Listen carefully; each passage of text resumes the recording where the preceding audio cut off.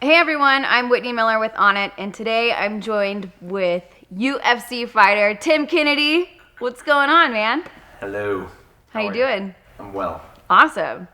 So everyone can keep up with you on social media today, but what was it like growing up before you were the world's deadliest man? Man, it was light and dark, fun and hard. It was contrast.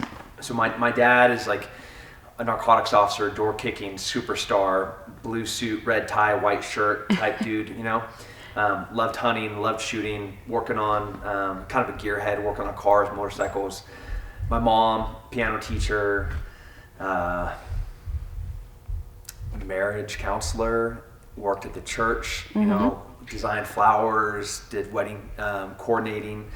And so those were the two influences in my life growing up. It was like, so today we're going to be doing pottery sculpting stuff. And my dad comes home, he's like, no, we're going to go to the range. We're going to do some shooting. I'm like, awesome. And so it was always like that. That was my childhood. Well, that's awesome, and you get a balance, or the best of both worlds. Yin and yang, Yeah. balance, I guess. So we talked a little bit about your special forces training. I mean, you were in the most elite military on the planet. I got lucky. After 9/11 happened, I was like a lot of kind of red-blooded, meat-eating, truck-driving Americans, pissed off. And I walked to the recruiter's office the next day, September 12th, and I was in line with about 2,000 other dudes. Wow. All asking how to get on the first plane going over to wherever those guys came from. Nobody knew, but that's what we were saying. A new thing started, which was the Special Forces recruit program, which they call the 18 X-ray program, where you take a college athlete and plug them right into Special Forces, into selection process, and if they get selected, then they get to move on to the Special Forces training, and if they pass that, then they get to go to Special Forces to try not to be cut once they got there. And once I got there, I really flourished in that environment, surrounded by dudes I loved, to the core of who I was, and brought a new element into myself, which was a motivation I'd never even thought could exist, which was one that willing to die for a dude next to you. Right. So then you just want to get better at everything you do. So if you ever had to die, you'd be hard to kill. Wow, that's impressive. Has this helped you with your MMA career, you think? Certain elements of it have, the discipline, the focus, the hard work, those characteristics, those attributes that are driven into you in Special Forces training, always being at the right place, the right time, in the right uniform. Those are things that aren't choices in the military. In Special Forces, you have a lot of flexibility to do all sorts of different things, but you'll always be at the right place, at the right time, in the right uniform. And so that's carried over into my MMA career, where I'm always at training at the right time. I always have the right gear ready to go. I always know what I'm doing. I see the big picture of the training program, so that when I'm getting ready for a fight, all the small pieces of the puzzle are there. So there were benefits definitely from the military that I brought to MMA, and also the kind of the confidence and peace of mind that it's just a fight. I'm not going to get blown up. I'm not going to get shot. I'm just there for a fight, and I've been doing that since I was a kid. Right. What was the physical training like in the Special Forces? Man, the physical training in Special Forces is horrific. It's not like athletic training where you're trying to develop just a performance aspect of a human being. While you're trying to develop that, while you're trying to forge these beings that can do all sorts of crazy things, you're also building the inner strength. You're truly creating a warrior. You're creating a guy that will run into a burning building while he's being shot, after he's already been shot, to grab his buddy to carry him out. That's not something that anybody's born with. I'm not. I think I was born a coward, but through 10 years of Special Forces, they pound that out of you. This is what I've heard. The hand-to-hand combat, some of it is too dangerous to actually practice. Is this true? So, MACP and SOCP, I'm a proponent of both, and I'm an instructor for both. Special Operations Combatives program, the fundamentals are just like MMA. You have to know wrestling, you have to know boxing, you have to know kickboxing, you have to know jiu-jitsu. The expectation that as a Special Forces operator, you are good at those. Then from that, you have a foundation and a baseline to be lethal. In a house, in combat, I don't want to armbar a guy if he's coming at me. I want to be able to tear his throat out. So taking that want and the ability and trying to meet in the middle. We have a lot of tools where it's not just our fists, our elbows, our heads, our knees, and our feet. In a house, we have a gun, we have knives, we have asps, we have tasers, we have limitless resources of tools that we can use. You can never use those tools well unless first you're a warrior and a fighter. Right. So they develop a warrior and a fighter, and then they give them tools, and then they teach them how to use them. So I love fighting. You give me a knife and a gun, it's a different story.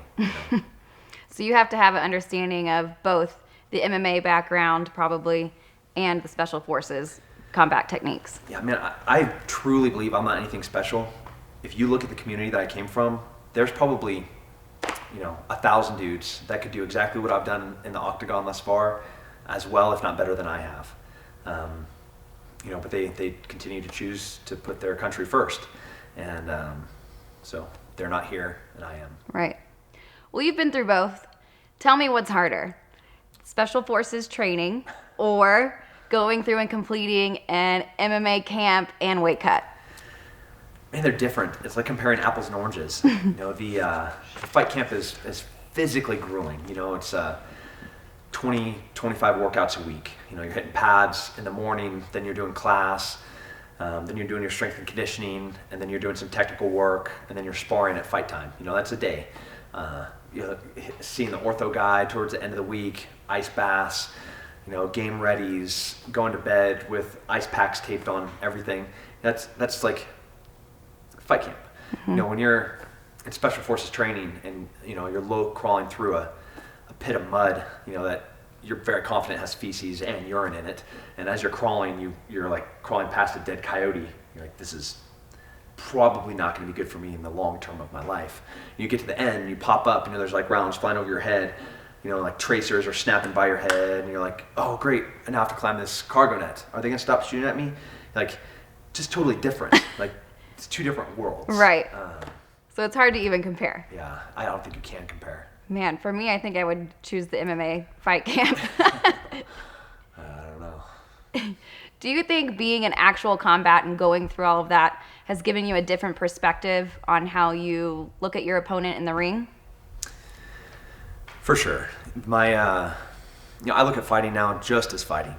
It's I think I remember being a kid, in high school, getting in fights, and it was like that was all that mattered. It was like the end of the world. Like you lose that fight, and like your reputation's ruined. Right. There's a lot at stake. Yeah, totally.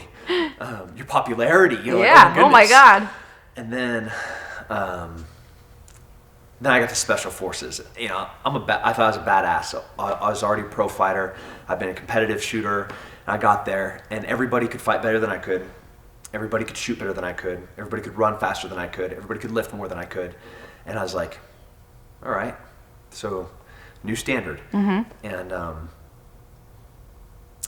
so my perspective has permanently changed. So now when I, having deployed with some of the greatest warriors to ever walk the face of the planet, coming back and hopping in the cage is just a night of work. Right. Well, speaking of opponents, what do you think of Michael Bisping right now? I'm excited to fight him. He's number 5 in the world. He's one of the best middleweights. He's a perennial contender. He's a very talented guy. He hits hard, throws high volume punches, hard to take down. He's just one of the greatest middleweights that has been in the UFC since the UFC. It's exciting. As a person, I think he's a douchebag. I think he's a cheater. I think he's a cheap fighter. He'll illegally knee down opponents. He'll spit on their corners. He'll grab shorts. He'll grab the cage. He'll eye poke. He'll kick in the groin. He's done it all. Everything I just listed numerous times. So there's that. Right. I don't think we'd ever be friends outside of the cage. It's like, hey, Mike, let's go grab a pint. That's not anything that we'd ever do. But I'm looking forward to fighting him because he's good. That's great. Yeah. Why don't you think more soldiers have made the transition to MMA? You know, a lot have. You know, Brian Stans, Colton Smiths, Jorge Rivera. You know, there are a lot of high marquee guys that you know, don't really bring out their military experience often because they don't want that to be the emphasis of their career. You know, neither do I. I want to be known as a good fighter. You know, like not a good fighter because I served in the military. I'm getting all this attention. You know, like I want to be recognized as being a good fighter. But the wars are just winding down. You know, it is. It's hard. It's hard. It's a heartache. It's heartbreaking to walk away from the regiment. You know, you're part of this community that is so tightly knit. That is so self-supporting. You know, like it can't exist without the elements. You're part of that. And like it feels when you leave that like something's missing from you. And then on the team side, like a part of them just left, and it's agonizing for them. It's worse to leave, but it's just as bad to be left. So it's tough, especially in wartime, for guys to leave. You know, like I left right at the end of war. I'm not a wartime soldier. You know, like, or I'm not a peacetime soldier. I could never exist in an army that wasn't at war. I'm bad at all the things that are important to an army when you're not at war. So it was the right time for me to go. And I think you're going to see a lot more guys now that the wars are winding down start coming into the sport. Looking for that same brotherhood. The same brotherhood and the same. You know, you can take a warrior out of the war, but he's still a warrior. You That's know, right. He's still. That's all he knows how to do. Well, you seem like a completely fearless individual. Is there anything in the world that scares you?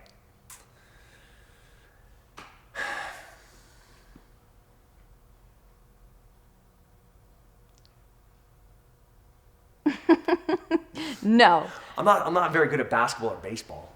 Does that scare you though? Well, if I had to go onto a big stage and like try to perform at something I'm not good at, I'd be intimidated of like, all right, I'm about to strike out, and not be good at something. That makes me mad. Yeah, I can understand that. But I'd be mad. But no, like I've talked to a lot of fighters, and it seems like fighters are afraid of sharks. Oh, I love sharks. I do too. Yeah. But I think I've talked to maybe 5 or 6 of them that are just terrified of sharks. I don't know what it is. California kid, surfing since I was a baby, scuba diving with my junior scuba diving license at 13, you know.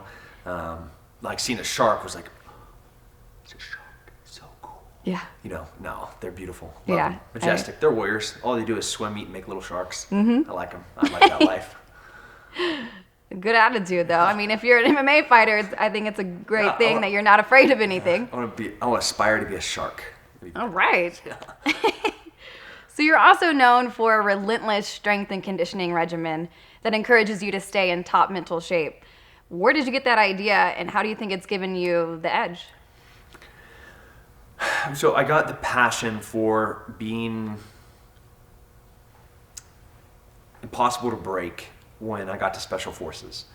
When I got there and I thought I was like the toughest, baddest dude on the planet, and I learned that I was pathetic and like barely able to stay on the team. I mean, like here's the cutoff point. I was like right here, you know, where my team sergeant's like, hey there, sergeant, you suck. You know, you need to kick it into gear. And the first time being in house when something went wrong, and I look at my team sergeant who's 260 pounds, and we've been on a mission for like 8 hours. I'm like, could I pick him up and carry him out of this building? You know, that realization that like this is my brother. This is a guy that would hop on a grenade for me, but could I even carry him out if he got hurt? So I decided that I would never be the guy that would be too tired. I would never be the guy that would ever have that juxtaposition of like, do I quit or do I try? Like that decision would never even be in my mind. You know, I would never be the guy that I would get to a point and I'd be like, man, this fight just isn't tenable. You know, like it's not worth fighting. I would not be that guy. I chose that everything on me will break and fall apart before this ever did.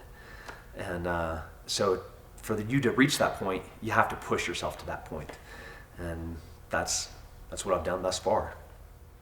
Well, speaking of being in top mental shape, you recently sent an email to Aubrey saying that taking Alpha Brain prior to your last fight may have helped you focus on your corner when calling out the combination that landed that knockout. Yeah, absolutely, man. It blew my mind, no pun intended, that, through the last half portion of my fight camp, I was using Alpha Brain and being able to start paying attention to my coaches in corner. I could, hear them clearly and be able to execute what they're saying. I've always been a guy that was very open-minded. There's people that have total tunnel vision when they fight. They only see one thing. I'm not that guy. I know who's sitting cage side. I know who the refs are. I know who the judges are. Like I used to tell my wife that she couldn't sit anywhere near the cage because of my peripheral. I'd pick her up, and like after the fight, I'm like, oh man, you're sitting 5 rows back on the right. Could you not sit so close maybe so I don't see you? So I could always have that external input, but being able to execute that information is a huge leap. And in my last fight, as God is my witness, my coaches called for a very specific combo, and as they did it, as they said it, I did it, and that's what got the knockout. Like I could say, man, I knocked that dude out in the first round because I'm like the baddest fighter in the world, but in truth, it is because I was able to execute something that my coaches called at the moment that they did it, and that is activation, execution, everything neurological that has to take place happened so fast to score that knockout. And Alpha Brain unquestionably was a contributing factor to that. Mm-hmm. I agree. I can't live without it. Yeah. Goes with me everywhere. Are there any other products, Onnit products, that have assisted you in your life or career? Yeah, man, I love Shroom Tech. Being on a regiment where I'm having 3-4 workouts a day. Some of them are anaerobic, some are anabolic. Some of them are just downright dirty and painful. Having that little bit of extra go, like that, where you reach what feels like muscular exhaustion, but then your lungs are still like, hey, dude, I can do more. Mm-hmm. You're like, cool, let's go, and you just push yourself that much further. That's how I feel like when I'm on Shroom Tech. I love Hemp Force. It's delicious. Especially when you're having to mix in a whole bunch of things that you normally don't like eating. Spinach and kale. It's so good. It almost disguises the flavors of the stuff that you don't want to eat. Love coffee. I'm a definitely a coffee guy. So having Bulletproof, is life-saving. You got to try the Hemp Force in the coffee next time. Done. Can't wait. It sounds delicious. It's awesome. So big question for you. What does it feel like when Tim Kennedy is on it? Man, when I'm on it, I feel like I'm a juggernaut. I want to run through walls. I get like this angsty, tingly, want not to do violence, which I do, not to destroy something, but which I also do, but be able to smash everything at once.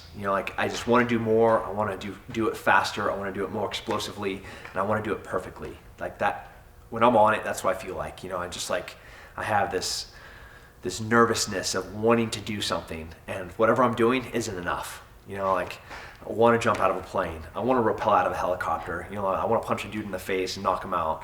I want to break my 40 time. I want to break my 1,000-meter road time. It's just whatever it is.